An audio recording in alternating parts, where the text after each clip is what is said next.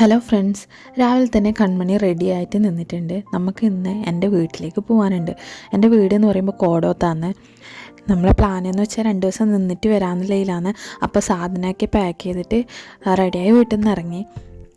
കോടത്തേക്ക് പോകുന്ന വഴിയെന്ന് വെച്ചാൽ നല്ല ബ്യൂട്ടിഫുള്ളാണ്, നല്ല വ്യൂ ഒക്കെ ഉണ്ട്.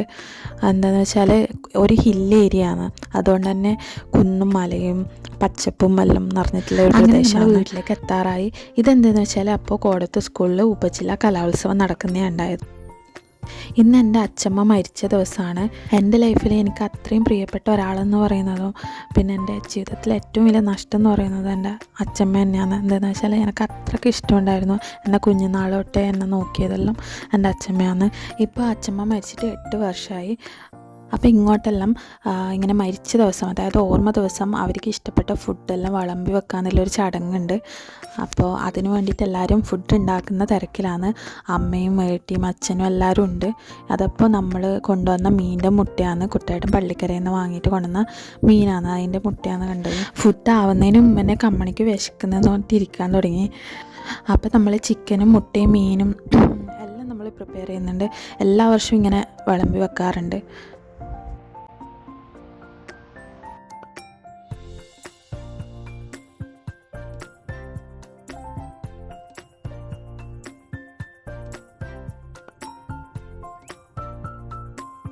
സ്കൂളിൽ കലോത്സവം ആയതുകൊണ്ട് തന്നെ വീട്ടിൻ്റെ മുമ്പിൽ ആൾക്കാർ പോയിക്കൊണ്ടുണ്ട്. കലോത്സവമെല്ലാം കണ്ടിട്ട് 2 ദിവസം നിന്നിട്ടെല്ലാം പോകാമെന്ന് വെച്ചിട്ടാണ് പ്ലാനാക്കിയിട്ട് വന്നത്. അച്ഛൻ അപ്പോഴേക്ക് വീട്ടിൻ്റെ വേക്കുന്ന ചിക്കൻ കറി ആക്കുന്നുണ്ട്. അച്ഛൻ വെക്കുന്ന ചിക്കൻ കറി എന്ന് വെച്ചാൽ പ്രത്യേക ഒരു ടേസ്റ്റാണ്. അപ്പോൾ ഇത് ചിക്കനെല്ലാം കഴുകിയിട്ട് അടച്ചു വെച്ചിട്ടുണ്ട്. ഇത് വീട്ടിൻ്റെ പാക്ക് നിന്നാണ് കേട്ടോ പ്രിപ്പയർ ചെയ്യുന്നുള്ളത്. ഇതെൻ്റെ വീട്ടിൻ്റെ പാക്ക് വശമാണ്. അപ്പോൾ മുമ്പ് ഇവിടെ വലിയ പറങ്കാവിൻ്റെ തോട്ടം ഉണ്ടായത്. ഇപ്പം അതെല്ലാം വെട്ടിയിട്ട് ഇവിടെ ഒന്നുമില്ല. ഇത് ഇപ്പോൾ ഭയങ്കര റയറായിട്ടുള്ള കാഴ്ചയാണ്. എന്താണെന്ന് വെച്ചാൽ മിക്സിങ് ഗ്രൈൻഡറിലുള്ളതുകൊണ്ട് ആരും ഇങ്ങനെ അരക്കാൻ നിൽക്കില്ല, അരകലിലൊന്നും. അപ്പോൾ അമ്മയും അമ്മായും കൂടിയിട്ട് ഒറോട്ടിക്ക് അരക്കുന്നതാണ്, അരി അരക്കുന്ന. അപ്പോൾ ഏട്ടിയാണ് ഒറോട്ടി സ്പെഷ്യലിസ്റ്റ്.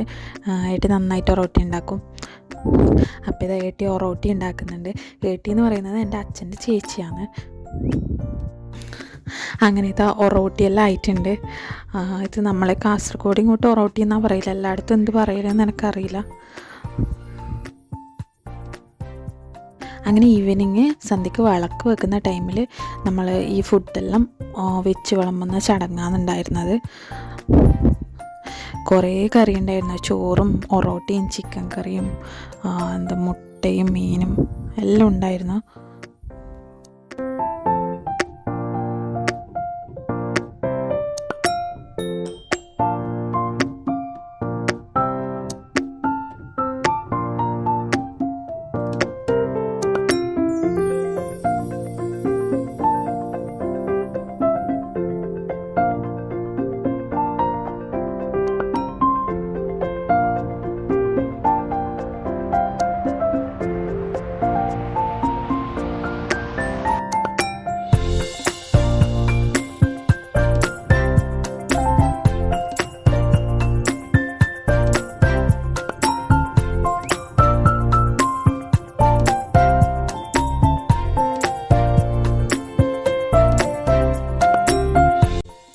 അങ്ങനെ ആ ചടങ്ങെല്ലാം കഴിഞ്ഞിട്ട് നമ്മളും ഫുഡ് കഴിച്ചു. ഫുഡ് കഴിച്ച് കഴിയുമ്പോഴേക്ക് കലോത്സവം കഴിഞ്ഞിട്ടുണ്ടായിരുന്നില്ല, നൈറ്റും പ്രോഗ്രാം ഉണ്ടായിരുന്നു. അതുകൊണ്ട് നമ്മൾ കലോത്സവം കാണാൻ പോകാമെന്ന് വെച്ചിട്ട് എല്ലാവരും അങ്ങോട്ട് പോയി. നമ്മൾ പോകുമ്പോഴേക്കും സംഘനൃത്തമായിരുന്നു വേദിയിലുണ്ടായിരുന്നത്. അപ്പോൾ നമ്മളവിടെ ഇരുന്നിട്ട് കുറച്ച് നേരം പ്രോഗ്രാം കണ്ടു.